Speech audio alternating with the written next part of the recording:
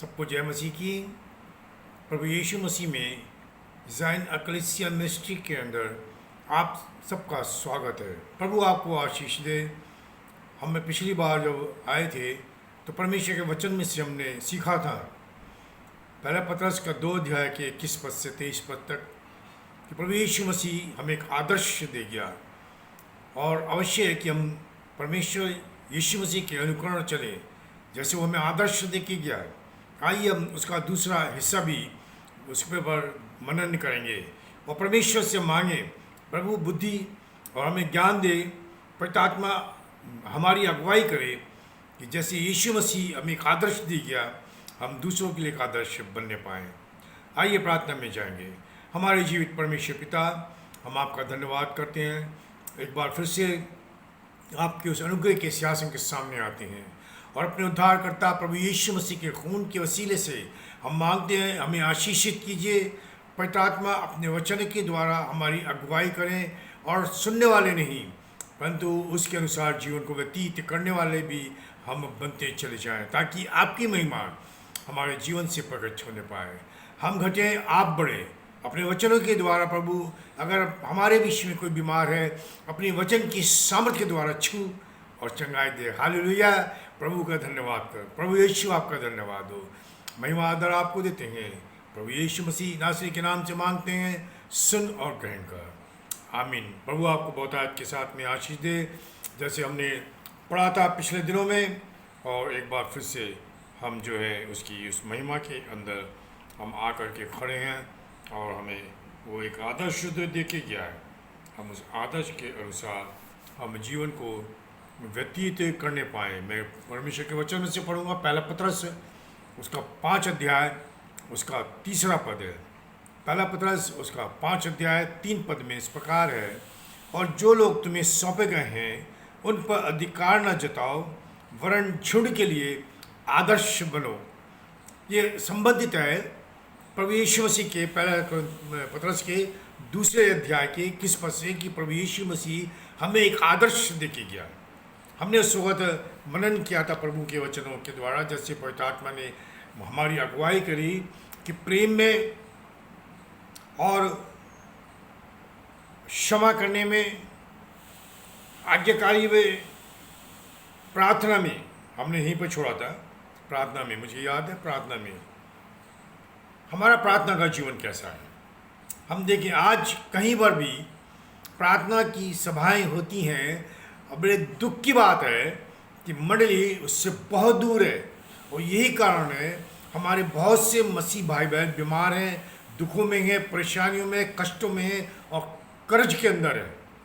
उसका कारण है कि हम समय परमेश्वर प्रभु यीशु मसीह और पवित्र आत्मा के साथ में समय व्यतीत नहीं करते। तो प्रभु हमारे साथ में कैसे रहेगा। हम संसार की अभिलाषाओं में, अपने घर की परेशानियों में, कार्य में हम व्यस्त हो गए और हम भूल गए कि प्रभु का अपना भी समय हमें देना आवश्यक है और ये हमारे जीवन के अंदर बहुत ही आवश्यक है। मैं फिर से पढ़ूंगा आपके लिए परमेश्वर के वचन में से पहला पतरस उसका 4 अध्याय और उसका जो है प्रभु का वचन हमें ये कहता है 7 पद में। पहला पत्र 4 अध्याय 7 पद, सब बातों का अंत तुरंत होने वाला है, इसलिए संयमी होकर प्रार्थना के लिए सचेत रहो। संयमी होकर प्रार्थना के लिए सचेत रहो। हमारा प्रार्थना का जीवन नहीं है। प्रभु यीशु मसीह पूरी रात्रि प्रार्थना में रहता था। गत्सेमनी के बगीचे में भी, वो भी रात का समय था। अगर हम उत्पत्ति की पुस्तक को देखें, याकूब पूरी रात उस स्वर्गदूत से युद्ध करता रहा। अभोर के समय में उसने उस आशीष को पाया। पूरी रात शमूएल के पास परमेश्वर का वचन पहुंचा रात के समय में। सुलेमान के पास में परमेश्वर का वचन पहुंचा रात के समय में। और हम अपने को हम जांच लें। आज परमेश्वर के वचन रूपी दर्पण के अंदर हम जांच लें हमारा प्रार्थना का जीवन कितना है। वो एक आदर्श हमें देखी गया, एक आदर्श देखी गया कि हम प्रार्थना में लगे रहे। प्रभु यीशु मसीह ने कहा जागते रहो, प्रार्थना करते रहो ताकि तुम परीक्षा में ना पड़ो। हालेलुया। हम परीक्षा में पढ़ते हैं, दुख की बात है। क्यों? क्योंकि प्रार्थना का जीवन नहीं है, जय का जीवन नहीं है। हम आगे चलेंगे, उसके बाद में हम देखते हैं हमारा एक क्रूसिफाइड जीवन। गलतियों के 2 अध्याय के 20 पद में लिखा हुआ है। पौलुस कहते हैं, मैं मसीह यीशु के साथ क्रूस पर चढ़ाया गया। मैं जीवित नहीं, परंतु मसीह मुझ में जीवित है, और जो जीवन मैं व्यतीत करता हूँ परमेश्वर के पुत्र प्रभु यीशु मसीह के अनुग्रह के कारण। हम किस में जीवित है प्रियो? मैं किस में जीवित हूँ? मैं आज अपने को जांचूं कि मैं किस में जीवित हूँ? मसीह यीशु में। मैं क्रूस पर चढ़ाया गया हूँ या नहीं? मेरी इच्छाएं, पहली चीज़ मेरी इच्छाएं क्रूस पर चढ़ी कि नहीं चढ़ी? मेरी अभिलाषा क्रूस पर चढ़ी कि नहीं चढ़ी? संसारिक अभिलाषा, शारीरिक अभिलाषा क्रूस पर चढ़ी कि नहीं चढ़ी? लालच ये क्रूस पर चढ़ा कि नहीं चढ़ा? अहंकार क्रूस पर चढ़ा कि नहीं चढ़ा? पद मैं बिशप हूँ, मैं रेवरेंड हूँ, मैं प्रेरित हूँ, मैं भविष्यवक्ता हूँ, मैं चंगा करने वाला हूँ, ये अहंकार है। प्रभु यीशु मसीह ने हमें उदाहरण दिया, उसने अपने शिष्यों के पैरों को धोया। क्या हम करते हैं ऐसा? दीनता का जीवन, एक दीनता का जीवन। प्रभु यीशु मसीह हमें एक आदर्श दे रहे हैं, एक दीनता के जीवन को जीने के लिए। क्या वो हम जीवन को जी रहे हैं, या हम जीवन को ऐसी ही व्यतीत कर रहे हैं जैसे पहले थे मसीह में आने से पहले, और प्रभु यीशु मसीह में आने के बाद भी हम वैसे के वैसे ही पाए जाते हैं? क्या हमारा जीवन है कि हम प्रभु में जीवन को व्यतीत किस प्रकार से कर रहे हैं? पौलुस जो है अपनी पत्री में इस प्रकार से लिखते हैं कि फिलिपियों की पत्री 2 अध्याय उसके अगर हम पढ़ें 7 पद को, वरन अपने आप को ऐसा शून्य कर दिया और दास का स्वरूप धारण किया और मनुष्य की समानता में हो गया, और मनुष्य के रूप में प्रकट होकर अपने आप को दीन किया, और यहाँ तक आज्ञाकारी रहा कि मृत्यु, हाँ क्रूस की मृत्यु भी सह ली। हालेलुया। एक आदर्श है हमारे लिए। वो शून्य हो गया, खाली हो गया, दीन हो गया। हम कितने दीन हैं? हम कितने दीन हैं? अगर हमें कोई कुछ बोल देता है हम क्रोधित हो जाते हैं। हम किस प्रकार की सेवकाई कर रहे हैं? हम किस प्रकार के मसीह हैं? हम किस प्रकार की आदर्श हैं लोगों के लिए? पौलुस तिमोथी को लिखते हैं कि आदर्श बन जाए, एक दूसरों के लिए क्या बन जाए? एक आदर्श बन जाए। यही पौलुस जो है हमें सिखाते हैं। पहला तिमोथी 4 अध्याय के 12 पद में लिखा है, कोई तेरी जवानी को तुच्छ न समझने पाए, पर वचन, चाल चलन, प्रेम, विश्वास और पवित्रता में विश्वासियों के लिए आदर्श बन जा। हम किस प्रकार के विश्वासी हैं? हम किस प्रकार के मसीही हैं? एक आदर्श बनने की बात हो रही है हमारी। प्रभु यीशु मसीह यहाँ तक दिन रहा कि क्रूस की मृत्यु को भी उसने उठा लिया। फिर हमारा चाल चलन, हम कैसे चलते हैं? चरित्र भी है, चाल भी है। हम कैसे चलते हैं? पौलुस लिखते हैं अपनी पत्री के अंदर, मेरी सी चाल चलो, मेरी सी चाल चलो। एक पद हम देखते हैं पहला यूहन्ना के अंदर से, और प्रभु का वचन हम देखेंगे यहाँ पर।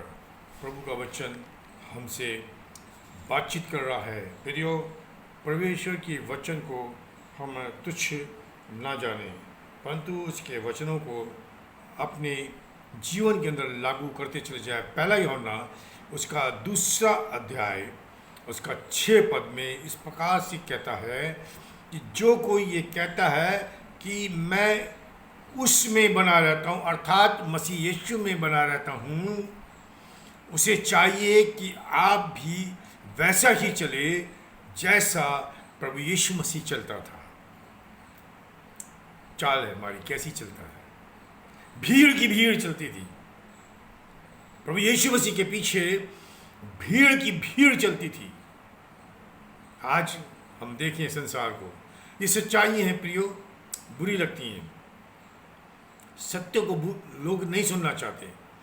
आज लोग इनवाइट करते हैं आत्मिक जागरण, चिंगाई में की प्रार्थना की जाएगी आपके लिए, दुष्ट आत्माओं से छुटकारा मिलेगा, आइए और मित्रों को भी लाइए।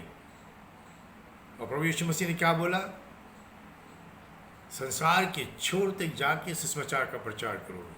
और यहाँ पर संसार के लोगों को निमंत्रण दे रहे हैं आने के लिए। तो उल्टा कर दिया, उल्टा कर दिया। हम कहाँ पर खड़े हो गए? हम कौन सी चाल चल रहे हैं? प्रभु यीशु मसीह जरूरतमंदों के पास में गया, स्वर्गीय महिमा को छोड़ा, पृथ्वी पर चला आया और उनके पास में गया जो दुखी, परेशान, कंगाल और संसार के पीड़ित थे, वो उनके पास में गया और उन्हें सेवा टहल की, एक चाल चलन। उसने कभी नहीं कहा मैं आराम कर रहा हूँ,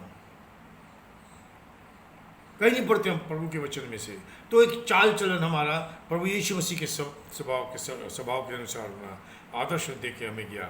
हम वापस आएंगे अपने टेक्स्ट में जो हमने पहला पतरस में से लिया है, उसका दूसरा अध्याय। अब हम यहाँ पे कुछ अहम बातें हम देखते हैं जो प्रभु यीशु मसीह के लिए वहाँ पर लिखी गई हैं। पहला पतरस के अंदर हम वापस आए हैं, दूसरा अध्याय, यहाँ पर इस प्रकार से लिखा है।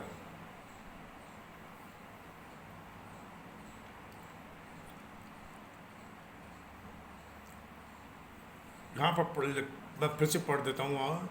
और तुम इसी के लिए बुलाए भी गए हो, कि बुलाए गए हो कि मसीह भी तुम्हारे लिए दुख उठाकर तुम्हें एक आदर्श दे गया। इसलिए बुलाए गए हो क्योंकि प्रभु यीशु मसीह हमें एक आदर्श दे गया और दुख उठा करके उसके पास कोई बैंक बैलेंस नहीं था, उसके पास कोई कार नहीं थी, उसके पास कोई कोठी नहीं थी। प्रभु ने दिया, परमेश्वर का धन्यवाद हो, परंतु उसका घमंड नहीं करना चाहिए। अय्यूब को हम देखते हैं, अय्यूब ने जो इतनी बातें कही, परमेश्वर गवाही देता है कि अय्यूब के मुंह से कोई भी गलत बात नहीं निकली। परमेश्वर ने दिया, धन्यवाद हो। घमंड किस बात का नहीं है? परमेश्वर का धन्यवाद हो, है परमेश्वर का धन्यवाद हो। और अब दूसरी चीज कि एक दीनता का जीवन, क्या है? एक आदर्श दे गया। क्या है वो दीनता का जीवन? कि एक आदर्श दे गया कि तुम भी उसके पद चिन्हों पर चलो, जैसे वो चलता था वैसे ही चले, वैसे ही चले। ओ हालेलुया! क्या हम चलते हैं प्रियो? क्या हम चलते हैं जैसे यीशु मसीह चलता था? 42 किलोमीटर प्रभु यीशु मसीह चला, गतसमनी से गतसमनी के बगीचे से गुलगुत्ता की चोटी तक। वो पहाड़ पे जब क्रूस पर लटकाया गया, 42 किलोमीटर चला। एक आदर्श दे गया। खून बह रहा था, कोड़े पड़े उसके, कांटों का ताज सिर पर रखा, अपनी क्रूस उठा करके चल रहा था, दुख उठा करके चल रहा था। एक आज्ञाकारी यहाँ तक आज्ञाकारी रहा कि क्रूस की मृत्यु को उठा लिया। हालेलुया! क्या हमने क्रूस की मृत्यु उठाई? क्या हमने दुख उठाया? क्या हमने आज्ञाकारी रहे हम? अगर आज सच्चाई का वचन हम बोल दें तो मंडली में लोग चिल्लाने लगते हैं, क्योंकि सत्य को सुनना नहीं चाहते। आज भी वही है, यीशु मसीह के समय भी था, आज भी है।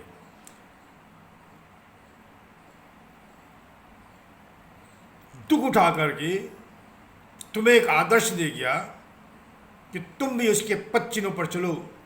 ना तो उसने पाप किया, पाप की मजदूरी मृत्यु है। परमेश्वर का वरदान प्रभु यीशु मसीह में अनंत जीवन है। अब पाप क्या है? क्या है पाप? परमेश्वर की आज्ञा को तोड़ना। प्रभु यीशु मसीह ने कहा, अगर तू किसी परस्त्री को, दूसरी स्त्री को कुदृष्टि से देखता है तो तूने उसके साथ व्यभिचार कर लिया और पाप हो गया। अगर किसी स्त्री ने गलती निगाहों से किसी पुरुष को देखा तो उसने व्यभिचार कर लिया उसके साथ में। ये क्या हुआ है? ये पाप है। परमेश्वर का वचन बोलता है, तुम्हारे मुंह से हाँ हाँ और तुम्हारे मुंह से नाना का शब्द हो। हम छल कपट की बात करते हैं, हम गलत शब्द बोल देते हैं एक विश्वासी दूसरे को, एक विश्वासी दूसरे विश्वासी को बोलता है और फिर बोलता है मैं विश्वासी हूं। फिर यो पाप ये है, आज्ञा ना मानना। नीति वचन में सुलेमान राजा लिखते हैं कि शांत उत्तर हड्डी तोड़ देता है। और सच्चाई है प्रियो, आप चेक करके देखें, आप उसको बना करके देखें, अपनी ज़िंदगी के अंदर देखें और आप पाएंगे इस चीज़ को। और फिर देखते हैं यहाँ पर लिखा है कि पाप किया और ना उसके मुंह से छल की कोई बात निकली। छल, ओहो, ये तो बहुत बड़ी बात है भाई, है छल की बात। यहीं पर देखते हैं दूसरा अध्याय, इसी में पहला पत्रस का दूसरा अध्याय का पहला पद है, इसलिए सब प्रकार का बैर भाव और छल और कपट और ढा और बदनामी को दूर करें। तीनों चार चीज़ें पाई जाती है। क्या? बैर भाव, छल, कपट और जलन, ढा। उसके पास में इतना है, उसके पास में इतना है, मेरे पास में कुछ नहीं है। अगर किसी पास्टर के पास में मोटरसाइकिल नहीं है तो पता क्या बोलते हैं लोग? जिसके पास कार है। आपका विश्वास नहीं है, आप विश्वास से प्रार्थना नहीं करते हैं, इसलिए आपको नहीं मिली। ये गलत है, ये गलत है। हम उसको चढ़ा रहे हैं, और जिसके पास में है और मेरे पास में नहीं है, मेरे अंदर जलन उत्पन्न हो रही, ढा उत्पन्न हो रहा, क्यों है इसके पास में? क्या मैं इससे ज़्यादा काम नहीं करता? नहीं, आनंदित रहो, आनंदित, एक दूसरे को देख के हम आनंदित हो। ये नहीं हमारे बीच में आज, यही बोल रखा हुआ है। हमारी ज़िंदगी के अंदर से ये सारी चीज़ें ख़त्म होनी आवश्यक है। जो प्रभु हमें बताता है कि छल की कोई बात उसके मुंह से नहीं निकली। कहीं भी कोई उसने ऐसी बात नहीं करी प्रभु यीशु मसीह ने या प्रभु के लोगों ने जिससे किसी को ठोकर लगी। फिर हम देखते हैं दूसरी चीज़ वहाँ पर थी कि उसने कहा पाप किया, दुख उठा करके, दुख उठाना। जब प्रभु यीशु का वचन बोलता है जब दुख ज़्यादा आते हैं तो आप एक चीज़ का हमेशा ध्यान रखिए, मैंने चखा है कि तब परमेश्वर आपसे और ज़्यादा प्यार करता है। आपका बच्चा बहुत बीमार है, आप उससे और प्यार करेंगे और कोशिश ये करेंगे कि किसी तरह से बच्चा मेरा ठीक हो जाए। तो प्रियो, दुख अगर आपके ऊपर है तो आप जानिए कि वो दुख आपके ऊपर जरूर है, परंतु वो दुख को उठाने वाला एक है जो कहता है कि मैंने तेरे सारे दुखों को ऊपर उठा लिया। यूहन्ना बपतिस्मा देने वाले ने यही तो कहा। परमेश्वर का मेमना जगत के पापों को उठा लिया जाता। पाप के अंदर दुख भी हैं, बीमारी हैं। हमारे विश्वासी भाई बहन हमें नोच के खाते हैं, अपने को विश्वासी बोलते हैं परंतु गलत बोलते हैं हमारे लिए। संसार के लोग हमारे विरुद्ध में हैं, घर के लोग विरुद्ध में हैं, ये दुख है। याद रखें, परमेश्वर बहुत प्यारी परमेश्वर है, आपसे इतना प्यार करता है, बोलता है कि देख मैंने तेरे आँख के आंसुओं को अपनी कुप्पी में रखा है। और दाऊद चिल्लाता है, रात को भले ही दुख उठाना पड़े परंतु सुबह एक आनंद है। रात को भले ही रोना पड़े परंतु सुबह एक आनंद की भरपूरी है। प्रियो, दुख को भारी बात ना समझें, क्योंकि इसके पीछे एक आनंद है, उसके पीछे एक आनंद है। हम देखते हैं यहीं पर पहला पत्रस में 4 अध्याय के अंदर हम पढ़ते हैं, उसके कुछ पद पढ़ते हैं। 12 पद से मैं पढ़ रहा हूँ। हे प्रियो, जो दुख रूपी अग्नि तुम्हारे परखने के लिए तुम में भड़की है, इससे ये समझकर अचंभा ना करो कि कोई अनोखी बात तुम पर बीत रही है, पर जैसे जैसे मसीह के दुखों में सहभागी होते हो आनंद करो, जिससे उसकी महिमा के प्रकट होते समय भी तुम आनंदित और मगन हो। हालेलुया, प्रभु का धन्यवाद हो। इतना प्यारा और उत्तम वचन प्रभु हमें बता रहा है। आगे मैं पढ़ता हूँ, इसमें लिखा हुआ है, फिर यदि मसीह के नाम के लिए तुम्हारी निंदा की जाती है तो धन्य हो, क्योंकि महिमा का आत्मा जो परमेश्वर का आत्मा है तुम पर छाया करता है। ये दुख की बात कर रहा है, किसी और की बात नहीं। मैं अपने अनुभव से परमेश्वर का मैं धन्यवाद करता हूँ कि मैंने ऐसी चीज़ें पाई हैं अपनी ज़िंदगी के अंदर, और परमेश्वर हमें आशीष देने वाला परमेश्वर है। तो तीसरी बात देखते हैं हम यहाँ पर, वो गाली नहीं देता था।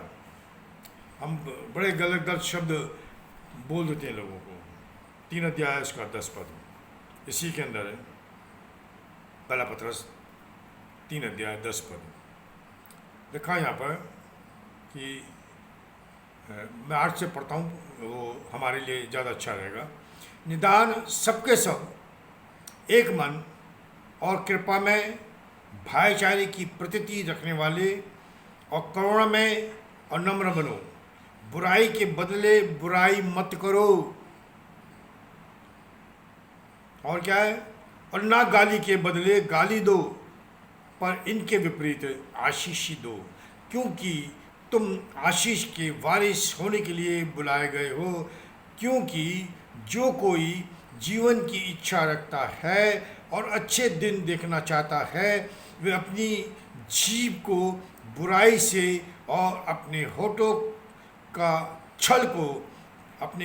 को छल की बातें करने से रोके रहे। प्रियो, ये आ गई छल और गाली देने की बात। हम जो है आराम से गाली बक देते हैं, बड़ा आराम से हम क्या बोल देते हैं, गलत शब्द बोल देते हैं, पैर तोड़ दूंगा, हाथ तोड़ दूंगा। क्रोध करो परंतु पाप ना करो। प्रभु यीशु मसीह ने क्या कहा, अगर तू बलिदान चढ़ाने जा रहा है और तुझे याद आया कि तेरा बैर किसी से है या तेरे से कोई बैर रखे हुए, तू जा कर के पहले बलिदान छोड़ दे, पहले जाके उससे मेल मिलाप कर ले, तब बलिदान चढ़ाना। प्रियो, परमेश्वर का वचन सत्य है, हड्डियों को तोड़ता है। अगर इस वचन को हम ले लें, हमारा जीवन भी एक सुंदर और तेजस्वी जो है जीवन हमारा बनता चल जाएगा। फिर हम देखते हैं कि परमेश्वर का वचन हमें क्या बोल सिखाता है यहाँ पर कि दुख उठाकर किसी को धमकी नहीं देता था। धमकी देना, वो धमकी मैं बताया भी, मैं मार दूंगा, मैं तोड़ दूंगा, मैं ये कर दूंगा, मैं देख लूँगा तुम्हें। ये क्या है? धमकी दे रहे हैं। धमकी नहीं, मना करता है। एक दूसरे की सहन कर लें, एक दूसरे की सहन कर लें। अगर कोई पाप में है, परमेश्वर का वचन बोलता है कि उसको जाके समझाएं, 1 बार, 2 बार, 3 बार। तब मंडली के पुण्यों को लेकर के जाएं और समझाएं, तब भी वो पाप नहीं छोड़ता। तो परमेश्वर का वचन ये बोलता है 1 कुरिन्थियों 5 अध्याय के अंदर कि ऐसे मनुष्य को शैतान के हाथों में सौंप दो ताकि प्रभु के दिन वो उद्धार पाए। इसका मतलब ये नहीं है कि शैतान के हाथ में सौंप दिया हमने तो हम उसके लिए प्रार्थना ना करें। जब तक परमेश्वर नहीं मना करता, आपने आश्चर्य होगा आपको मैं जो शब्द इस्तेमाल कर रहा हूँ, जब तक परमेश्वर आपको मना नहीं करता तब तक आप उसके लिए प्रार्थना करते रहें, क्योंकि परमेश्वर ने आपको अगुवाई नहीं करी है। मैं आपके सामने एक पद पढ़ना चाहूँगा जो परमेश्वर हमसे कहता है कि उसमें परमेश्वर के वचन में यिर्मयाह 7 अध्याय उसका 16 पद, यिर्मयाह 7 अध्याय उसके 16 पद में इस प्रकार से लिखा है, इस प्रजा के लिए तू प्रार्थना मत कर, ना इन लोगों के लिए ऊंचे स्वर से चिल्ला, ना मुझसे विनती कर, क्योंकि मैं तेरी नहीं सुनूंगा। या परमेश्वर मना कर रहा है ऐसे लोगों को जो प्रभु की आज्ञा को नहीं मानते और लगातार पाप में बने रहते हैं, उसके लिए परमेश्वर मना कर रहा है। यिर्मयाह के 11 अध्याय के अंदर पढ़ेंगे हम 14 पद, इसलिए तू मेरी इस प्रजा के लिए प्रार्थना ना करना, ना कोई इन लोगों के लिए ऊंचे स्वर से विनती करे, क्योंकि जिस समय मैं अपनी विपत्ति के मारे मेरी दुहाई देंगे तब मैं इनकी ना सुनूंगा। ये प्रभु का वचन है जो हमें बता रहा, सिखा रहा है। तो बहुत सी चीज़ें प्रियो जो हमें बताती है।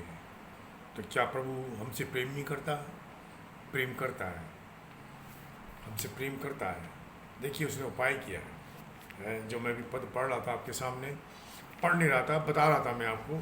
कुरिन्थियों की पत्रिका 1 कुरिन्थियों उसके 5 अध्याय के अंदर यहाँ पर इस प्रकार से हम पढ़ते हैं कि प्रभु का वचन क्या बोलता है हमको।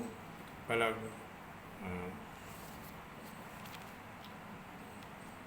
कुरिन्थियों और उसका 5 पद, अगर आप 1 पद से 8 पद तक पढ़ेंगे तो आपको मिलेगा, परंतु 5 पद में खास पढ़ूंगा। शरीर के विनाश के लिए शैतान को सौंपा जाए, क्योंकि उसकी आत्मा प्रभु यीशु के दिन में उद्धार पाए। यहाँ पर एक मनुष्य है जो व्यभिचार के अंदर, मनुष्य है गाली गलौच में, लड़ाई झगड़े के अंदर है, और उसको वचन बताया जा रहा है, उसे समझाया जा रहा है, सिखाया जा रहा है, नहीं सुन रहा। तब परमेश्वर का दास लिखता है शैतान के हाथ में सौंप दो। और यिर्मयाह से परमेश्वर बोला ऐसे लोगों के लिए प्रार्थना भी ना कर, क्योंकि एक आदर्श देके गया वो हमको कि हम उसके पद चिन्हों पर चले, उसके अनुसार चले, प्रेम से, मेल मिलाप से, प्रेम और मेल मिलाप के साथ में। परंतु हमारे अंदर प्रेम और मेल मिलाप तो कहीं है ही नहीं। हम आपस में मार काट करने में लगे पड़े, एक दूसरे को फाड़ने के लिए लगे हुए हैं। क्यों? फिर से हम पढ़ेंगे 1 पतरस 4 अध्याय 7 पद, सब बातों का अंत तुरंत होने वाला है, इसलिए संयमी होकर प्रार्थना के लिए सचेत रहो। और सब में श्रेष्ठ बात यह है एक दूसरे से अधिक प्रेम रखो, क्योंकि प्रेम सब पापों को ढाक देता है। हालेलुया, प्रभु का धन्यवाद हो। वो हमसे प्रेमी परमेश्वर है, हमसे प्यार करता है। वहाँ पर पढ़ा हमने कुरिन्थियों की पत्री में कि प्रभु के दिन उद्धार पाए। परमेश्वर का धन्यवाद हो कि हम उसकी आज्ञा के अनुसार हम जीवन को व्यतीत करें। अब हम कुछ पद पढ़ के परमेश्वर के सम्मुख में हम आएंगे। कुलिस्सियों की पत्री उसका 2 अध्याय, और उसमें से हम देखते हैं यहाँ पर प्रभु का दास इस प्रकार से लिखते हैं। यहाँ पर 5 पद से मैं पढ़ूँगा, 6 पद से मैं पढ़ूँगा कि सो जैसे तुमने मसीह यीशु को प्रभु करके ग्रहण किया है, वैसे ही उसी में चलते रहो, उसी में जड़ पकड़ते और बढ़ते जाओ, और जैसे तुम सिखाए गए वैसे ही विश्वास में दृढ़ होते जाओ और अत्यंत धन्यवाद करो। ये परमेश्वर का वचन हमको सिखाता है कि हम उसके स्वभाव में, उसके दिलडौल में, उसकी पहचान में, उसकी उत्तमता में बड़े। शिष्यों की 4 अध्याय के 13 पद में इस चीज़ को हम पढ़ते हैं। प्रियो, वो एक आदर्श है हमारा, हम उस आदर्श के अनुसार जीवन को व्यतीत करेंगे। आइए प्रार्थना करेंगे। हमारे जीवित परमेश्वर पिता, धन्यवाद के साथ में हम आपके पास में पिता, और धन्यवाद करते हैं आप हमें समय समय के ऊपर हमारी अगुवाई करते हैं। पवित्र आत्मा परमेश्वर अगुवाई कीजिए और होने दीजिए सारे पापों को छोड़ करके प्रभु आपकी आज्ञा के अनुसार वचन को मानते हुए हम आगे बढ़ते चले जाएं। हम घटे आप बढ़े, सुनने वालों के साथ में प्रभु। हमारे बीच में कोई बीमार है, आपके वचन की सामर्थ आए और इसी समय यीशु की सामर्थ के द्वारा छूट जाए, चंगाई मिले, आशीष दीजिए। सारी महिमा हम आपको देते हैं पिता, यीशु मसीह नासरी के नाम से मांगते हैं, सुन और ग्रहण कर, आमीन। सबको जय मसीह की। आखिरी में फिर से आपसे एक रिक्वेस्ट है, आप इसे शेयर करें और इसको सब्सक्राइब भी करें। जय मसीह।